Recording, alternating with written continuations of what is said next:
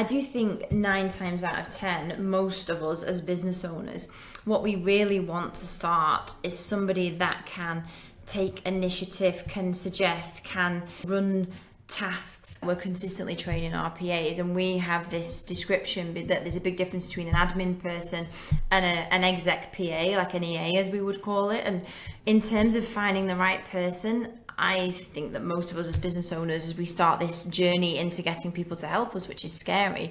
I think we're most often going to be benefited most by a professional PA, EA, somebody that can go, yeah, no problem, give that, like, okay, I'll figure it out.